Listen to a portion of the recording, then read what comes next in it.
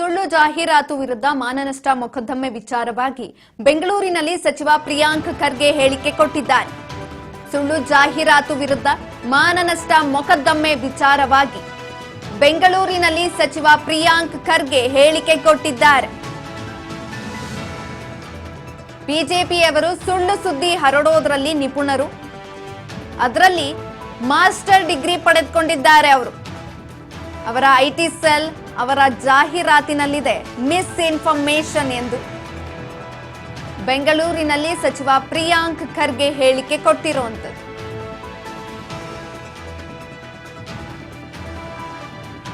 ಸುಳ್ಳು ಜಾಹೀರಾತು ವಿರುದ್ಧ ಮಾನನಷ್ಟ ಮೊಕದ್ದಮೆ ವಿಚಾರವಾಗಿ ಹೇಳಿಕೆ ಕೊಟ್ಟಿದ್ದಾರೆ. ಬೆಂಗಳೂರಿನಲ್ಲಿ ಸಚಿವ ಪ್ರಿಯಾಂಕ್ ಖರ್ಗೆ ಹೇಳಿಕೆ ಕೊಟ್ಟಿರುವಂತದ್ದು. ಬಿಜೆಪಿಯವರು ಸುಳ್ಳು ಸುದ್ದಿ ಹರಡೋದ್ರಲ್ಲಿ ನಿಪುಣರು, ಇದರಲ್ಲಿ ಮಾಸ್ಟರ್ ಡಿಗ್ರಿ ಪಡೆದುಕೊಂಡಿದ್ದಾರೆ. ಸುಳ್ಳು ಸುದ್ದಿ ಹರಡೋದ್ರಲ್ಲಿ ಅವರ ಐಟಿ ಸೆಲ್ ಅವರ ಜಾಹೀರಾತಿನಲ್ಲಿದೆ ಮಿಸ್ ಇನ್ಫಾರ್ಮೇಶನ್ ಅಂತ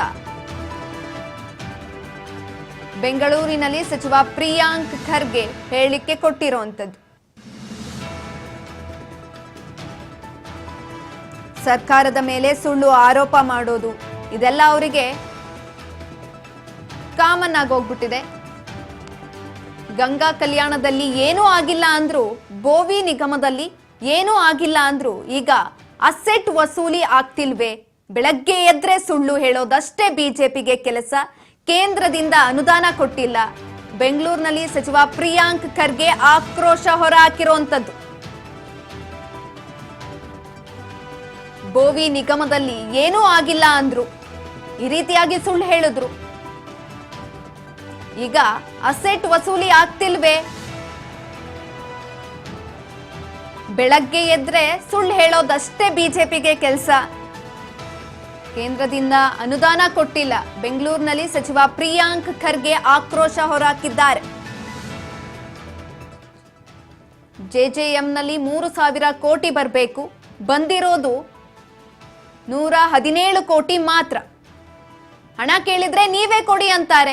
ಅವರು ಮುಂದಿನ ವರ್ಷ ಕೊಡ್ತಾರಂತೆ. ಹಣ ಕೇಳಿದ್ರೆ ನೀವೇ ಕೊಡಿ ಅಂತ ಹೇಳ್ತಾರೆ, ಅವರು ಮುಂದಿನ ವರ್ಷ ಕೊಡ್ತಾರಂತೆ. ಮನರೇಗಾದಲ್ಲಿ 500 ಕೋಟಿ ಬರಬೇಕು ಹೀಗೆಂದು ಆಕ್ರೋಶ ಹೊರಹಾಕಿದ್ದಾರೆ.